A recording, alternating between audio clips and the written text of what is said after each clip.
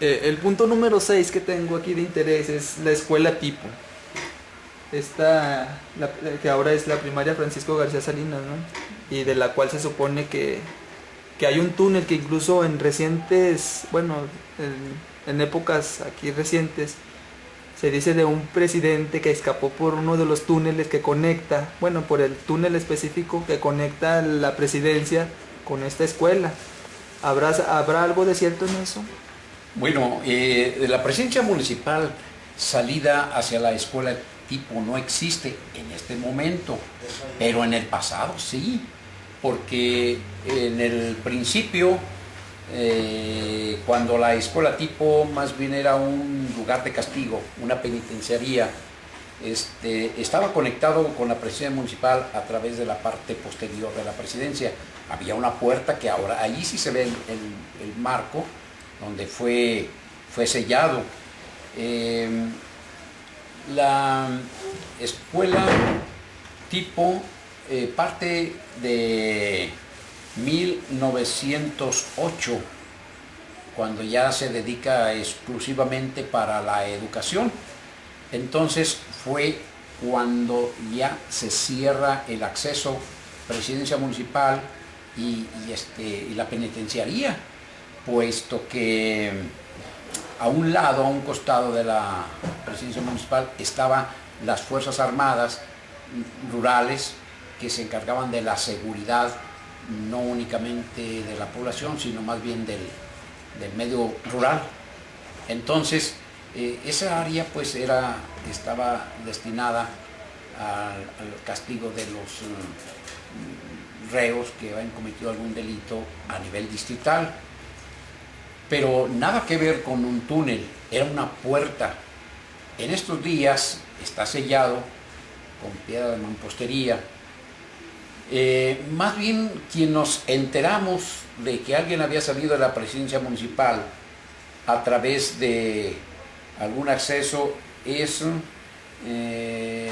algunas personas que acompañaban a la señorita Berta Torres Valdés, quien tuvo que salir por la parte posterior, porque en la entrada principal estaba un grupo de vecinos haciendo reclamos, no sé si injustos o injustos, quién sabe, pero ahí estaba ese grupo de personas, según ellos, en la toma de la presidencia municipal, y sí, ahí estaban aquellas gentes y taparon la puerta principal con pacas de heno. Y entonces la autoridad municipal, que estaba encabezando la señorita Berta Torres, tuvieron que salir por la parte posterior, pero no por un túnel, sino que brincando unas azoteas, salieron por la calle Emilio Carranza, más retirado del palacio. No fue Ismael Solís Mares quien hizo esa proeza, se fue la señorita Berta Torres Valdés. Eso sí. Bueno, vamos a profundizar un poco más, ya que tocó el tema de lo que es la presidencia, del que fue penitenciaría. Según esto, allí había calabozos y eran subterráneos. ¿Sí es verdad eso o no? Bueno, los calabozos ahora son los salones de donde estudian los niños. Vamos a ver que su construcción está hecha al estilo del siglo XVIII. Vemos las bóvedas hechas al estilo de aquella época. Entonces se cambió, siendo el gobernador del estado Eduardo G. Pankhurst, uno de los gobernantes más progresistas y más interesados en elevar la cultura del pueblo zacatecano. Entonces aquí en Jerez destina ese sitio para escuela de niños, puesto que el Instituto de la Cultura en aquel tiempo estaba destinado a las niñas. Entonces la escuela tipo nace en el 1908 gracias al interés del gobernador Pankhurst, y los calabozos anteriores se convierten en salones para estudiar los niños. Oh, sí, así, esa es la historia pues de los calabozos. Yo pensé que estaban al interior de la presidencia. No, eso es. Bueno, Que presentara la actual estructura, las oficinas que están en la planta baja, eran los lugares de reclusión de los presos, pero ya estamos hablando de 1930, 40 y 50, 60. Todavía en el 70 vemos que las oficinas ocupadas ahora por los funcionarios, por los diferentes departamentos de la presidencia municipal, eran los lugares donde se encerraban a los presos. Pero lo de la escuela tipo estamos hablando del siglo XIX, y esto del Palacio Municipal estamos hablando ya de los tiempos casi actuales, ¿verdad? Quiere decir que cuando la penitenciaría se cambia a escuela, entonces el patio de la presidencia municipal, donde se encuentra una fuente y se encuentran unos prados, esos eran los patios de la cárcel. Ese era el patio de la cárcel donde estaban ahí los presos tomando el sol, recostados, sentados, charlando, jugando algún deporte, ¿verdad? Se pasaban ahí. Entonces ese era el patio, y las oficinas eran los lugares donde estaban recluidos. Pero ya estamos hablando de siglo XX, ¿verdad? uno de los relatos que he escuchado mucho es de que había un túnel de la presidencia, por eso mismo de que ahí estaba la cárcel, al santuario, con la finalidad de que los presos que estaban ya a punto de ser ejecutados, iba el padre y les daba los santos óleos. ¿Usted cree eso? No, Nada. no hay necesidad de... Si un sacerdote quería ir a darle los santos óleos a alguien que iba a morir, no necesitaba de andar bajando por subterráneos, siendo que acá la puerta estaba muy amplia. No tenemos inclusive ninguna documentación que nos hable de que los presos fueran visitados por los sacerdotes. Eso es. No. Incluso sigue el relato con que una vez que ya estaba pues ya liquidado el preso, porque estaba sentenciado a muerte, era transportado por un túnel de aquí a uno de los panteones. Yo me imagino que al panteón de ¿cómo se llama el panteón que quieren hacer? De Dolores.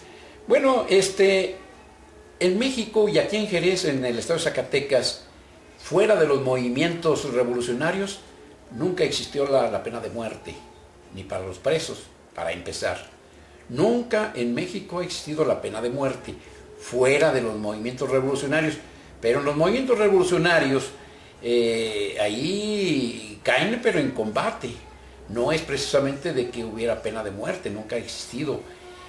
Hay una matanza de personas ahí en la penitenciaría, en la cárcel de Jerez, pero en el tiempo de la época de la Reforma, ¿verdad? En que andaban liberales y conservadores en lucha pues a muerte, ¿no? Porque pues ahí el movimiento era muy fuerte, era de destrucción. Entonces sí hubo unos fusilamientos ahí en la presidencia municipal, en los patios, pero fue en esa época. Estamos hablando de la época de la Reforma que encabezó el licenciado Benito Juárez. Pero estamos muy lejos de eso, de que en México existiera la pena de muerte. ¿Usted cree que por eso mismo sí, está anulada la pena de muerte? Entonces, por eso, porque está prohibido, se tiene que hacer por debajo de la tierra para que nadie se dé cuenta. Yo creo por eso, de ahí surge el mito, ¿no? ¿No cree usted? Sí, y yo acepto que sea más bien mito. No hay tal veracidad. No hay quien haya sido fusilado en tiempos normales, en tiempos de paz, y por delitos. Bueno, aquí en la cárcel de Jerez hubo quienes estuvieron encerrados por parricidio, es decir, el hijo que mata al padre, que es uno de los grandes delitos que existen, ¿verdad? Sí, hubo gentes, como era distrital, venían presos de muchos municipios, muchas municipalidades, y había unos que en verdad traían delitos graves, como lo que decimos, el parricidio o el abigeato, gente que se dedicaba a dejar sin su patrimonio a los hacendados, a los ganaderos. Pero a eso de que existiera pena de muerte, pues no. Había jefes de gavillas dedicadas al robo, al asalto de mano armada, pero nada que ver con que hubiera pena de muerte. Pues, muy bien. Ahora sigamos con lo que es la parroquia, los templos. Allí se supone que hay un libro donde se menciona que hay uno en la parroquia que conecta con una casa también cercana allí, la casa del banco. ¿Usted sabe algo de eso? Sí, pues atraviesa ese tramo con una excavación de más de 2 metros y vimos piso firme, nada de que hubiera algo de mampostería donde pasara algún túnel. Se acaba de pasar exactamente por es decir que allí en la calle de la Aurora es, ¿verdad? Sí, calle de la Aurora. Es la que divide entre la parroquia y la casa del banco. Bajaron 2 metros y no, simple y sencillamente no. La tierra firme, ¿verdad? Entonces, pues eso de que se dice y se comenta, pues son cosas que más bien nuestros viejos que platicaban, comentaban, las charlas que de noche, ¿no? La población sin luz eléctrica y los niños acercados ahí a platicar, a escuchar leyendas y mitos, les sacaban esos tipos de charlas, esos tipos de pláticas. Ahora está comprobado a 2 metros de profundidad y no salió absolutamente nada. Entonces eso más bien queda como mito. Eso es. Ahora, allí en la parroquia hay una capilla, no, ¿cómo se llama? Cuando uno se mete, un subterráneo, donde hay cuerpos. Sí. Sí, ¿usted nunca ha conocido ahí ese lugar? Justamente debajo del altar es donde está esta cripta, se llama cripta. Las criptas. En la parroquia no tengo nombres de personas que estén ahí sepultadas. Vale. Sin embargo, era costumbre en tiempos de la colonia que los principales no iban a ser sepultados a los panteones normales que había en la población, sino que por su apego a la parroquia, porque habían aportado a su construcción o su reconstrucción, tenían ese derecho de ser sepultados en los templos. Todavía antes de que se protestara la Constitución de 1857, se hacían los enterramientos en los templos, pero luego se vio que esto era insalubre, puesto que los cuerpos tienden a descomponerse y la gente iba a misa, iba a rosario y llegaban los olores no agradables para quienes estaban rezando. Sin embargo, la iglesia seguía apoyando ese tipo de sepulturas, pero luego llega ya las leyes de reforma y definitivamente lo quitaron, y realmente sí era mucho sacrificio para quienes estaban rezando y estar a un lado, a un costado, los cuerpos recién sepultados. Pues sí era algo antihigiénico, aunque realmente estaba bien sellado y todo eso, pero no dejaba de escapar ciertos aromas. Por eso creo que fue una muy buena determinación de que los cuerpos a los panteones, ¿verdad? Ahora, bueno, está bien eso que me dice, que se repitió en todo México por las leyes de reforma, ¿verdad? Sí. Con respecto a una piedra que está ahí justo detrás, en la esquina es norponiente, noroeste. Hay una flor ahí, ¿no la ha visto usted? Porque dicen que supuestamente, el guía de turistas dice que allí, más bien que la parroquia se construyó con lápidas del panteón y que allí esa flor corresponde a lo que fue una lápida. Es una flor de lis, justamente. ¿Usted sabe algo de eso? ¿O qué nos podría decir al respecto? Yo creo que son cosas que no se deben ni siquiera mencionar, porque el templo tiene que ser un poco hasta más antiguo que el mismo Panteón de Dolores, que es donde se supone que pueden haber salido las losas, las lápidas. Nuestros artistas, nuestros cantereros o canteros, eran verdaderos artistas, no había necesidad de ir a dejar a un cuerpo de un panteón, quitarle sus piedras para llevárselos al templo. No habría necesidad, puesto que teníamos muy buenos artistas. Siempre Jerez ha tenido buenas manos expertas para poder hacer ese tipo de canteras. Aparte de que este templo parte de 1760 y tantos, 1700, 1800, ya estaba funcionando como parroquia.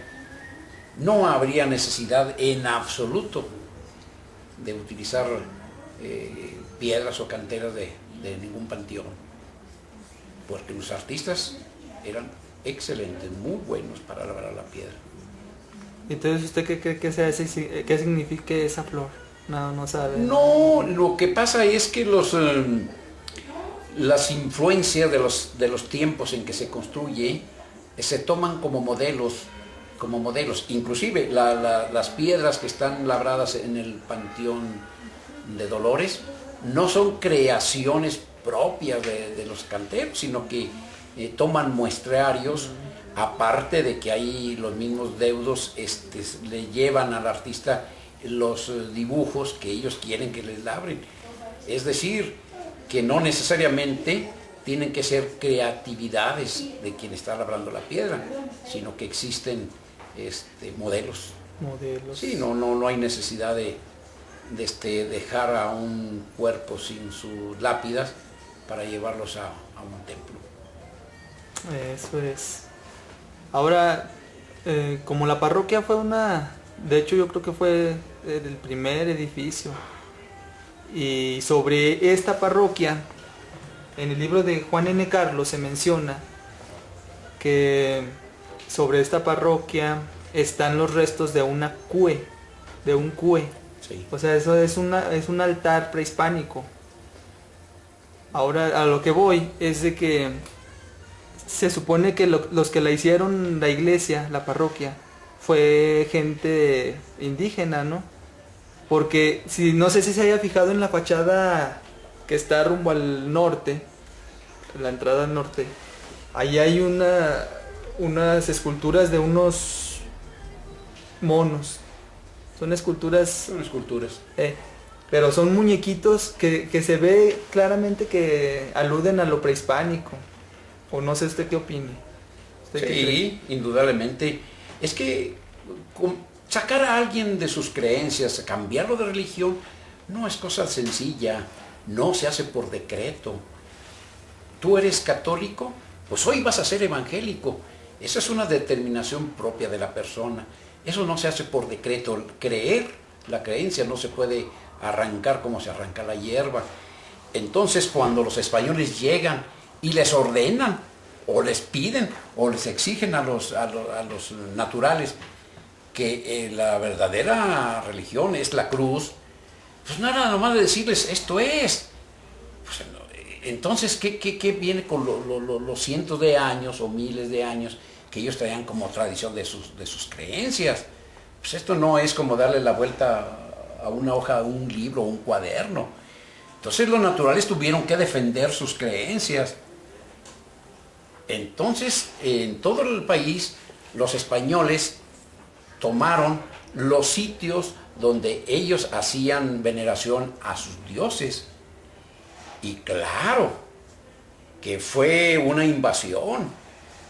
No fue tan sencillo. En Zacatecas se habla de más de 50 años de lucha después que los españoles están instalados y les siguen haciendo la guerra.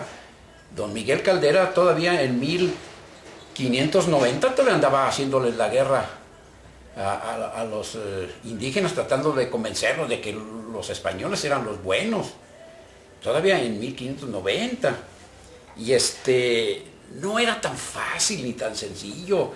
Que queremos que nuestros indígenas eran gente tonta, que nomás era decirle, oye, pues miren, este es el verdadero Dios.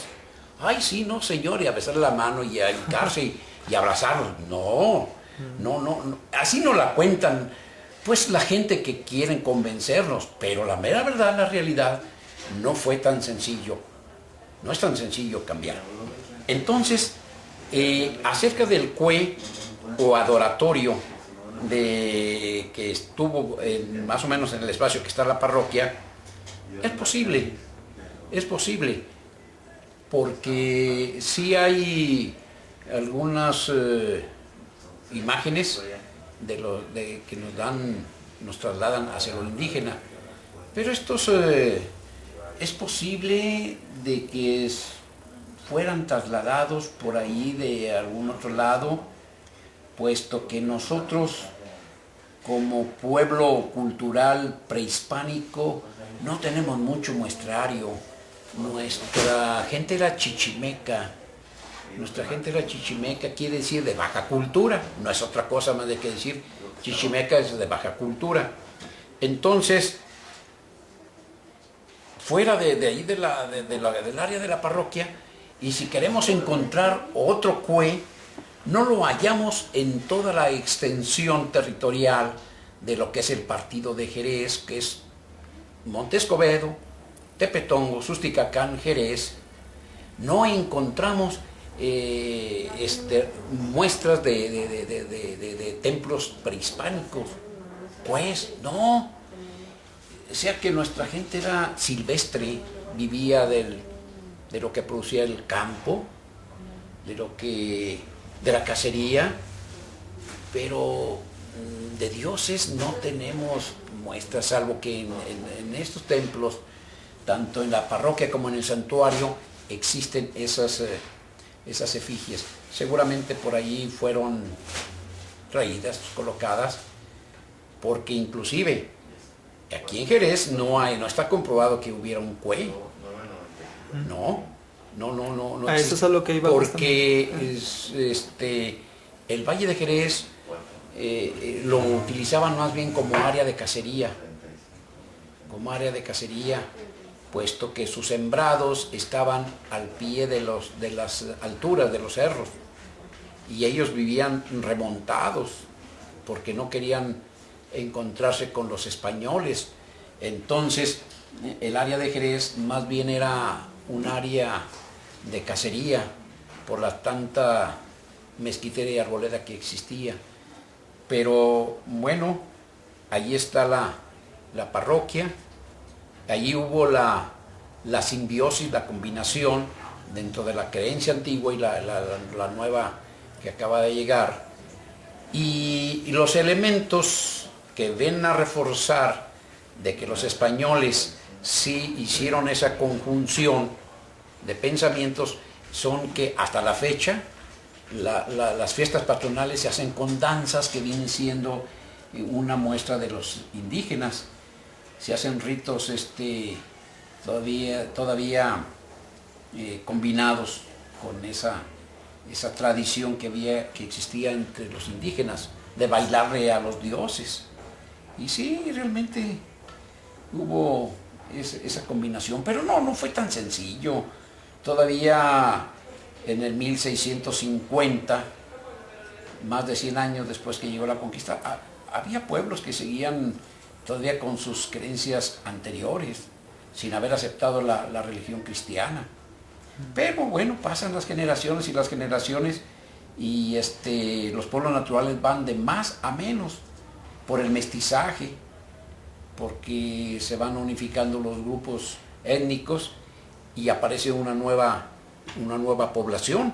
De esa manera se fue asimilando el cristianismo y ya se queda como la religión prácticamente la oficial. Todavía en la Constitución de 1857 se habla que la religión del pueblo mexicano es la católica y nada más. Pero bueno, eso se dio a través de muchísimos años, y luego aparte de que se utilizaron los templos prehispánicos, Pues viene una serie de apariciones que se hablan como de cosas de milagros y personas seleccionadas por la parte divina que platican con los ángeles y dioses y vírgenes y todo eso. Todo eso vino apoyando la idea del cristianismo, ¿verdad? Entonces, de esa manera es como encontramos pues que el pueblo es católico durante todo el siglo, pues será 18, 19 y 20, pero antes poco a poco fue entrando los pueblos indígenas a cambiar de creencias. Eso que dice justamente de la, por ejemplo, la leyenda de la Virgen de aquí del santuario, ¿no? Sí. ¿Usted conoce que esa leyenda o relato se repita en otros lados? De diferentes maneras, todos los pueblos tienen más o menos los mismos principios, ¿no?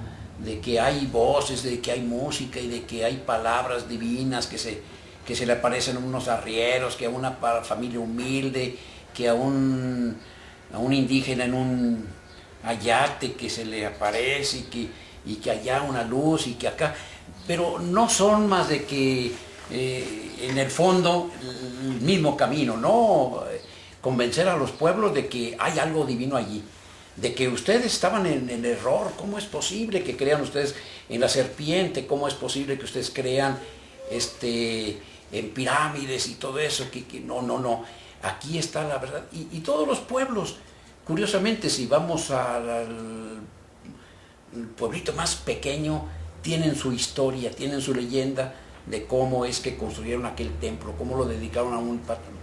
Pero casi con detalles más, detalles menos, es la misma historia de todos los pueblos. Sí, porque los españoles de alguna manera tenían que convencer, los primeros religiosos tenían que convencer a los indígenas de que había algo divino que ellos habían traído. Lo mismo hubiera ocurrido si en lugar de españoles hubieran llegado aquí los alemanes, nos hubieran convencido de que su religión que ellos traían, esa era la verdadera, y la hubiéramos aceptado. Como hubiéramos aceptado si hubieran llegado los japoneses, los chinos, hubieran venido aquí, ellos, claro, tendrían que trabajar la conciencia de la gente, dicen, esta es la verdadera religión, y la hubiéramos aceptado. Aquí en México hubieran aceptado quien los hubiera venido a conquistar. Vinieron los españoles, somos católicos. Pero eso no quiere decir que exactamente, si hubieran venido los rusos, no tendríamos el catolicismo, tendríamos la religión de ellos. Porque es una transculturización. Pero platicado esto a personas de mucha creencia, van a decir, eso es mentira, profesor. Si hubieran venido los alemanes, nosotros seríamos siendo católicos. Pero ¿cómo seríamos católicos si nunca hubiéramos escuchado las historias católicas? ¿Cómo? No se puede amar lo que no se conoce. Si nunca hubiéramos escuchado nosotros del cristianismo, no seríamos cristianos. Porque ¿cómo vamos a aceptar algo que no sabemos que, aunque después por los libros y por los comentarios hubiéramos sabido que existe el cristianismo, pero nosotros ya somos, por ejemplo, Inglaterra o Estados Unidos, ¿por qué no es en su gran mayoría católicos? Porque ellos traen otras raíces. Otras raíces. En su gran mayoría no son católicos, porque ellos traen otra forma de pensar. Y eso sería, México es católico. Muy interesante todo eso. Ahora, bueno, ya nos metimos indirectamente con lo que es el siguiente punto, el número 8, después de la parroquia, el santuario, con esta leyenda introductoria. Hay un libro en el cual se menciona que justo en la torre donde está el pararrayos, allí hay un acceso a un túnel. ¿Usted sabe algo de eso? ¿Qué hay ahí? Pues sí, hay un pozo, ¿verdad? Precisamente porque el pararrayos para eso es, para la descarga eléctrica. Y toda electricidad tiene que tener un lugar donde descargar, que es la tierra. Entonces, yo creo que más bien para eso sirve, para descargar la energía que nos viene con las tormentas. O sea que si uno se mete ahí en una tormenta y queda, o sea, si justamente llega un rayo ahí queda achicharrado, ¿usted cree? Es una descarga. Es una descarga. Porque la Tierra es, me parece, negativo, ¿verdad? Y el aire trae carga positiva, con la Tierra es el negativo y viene la descarga. Entonces, algo por ahí va. Entonces esa es la explicación de por qué. Sí. Está interesante.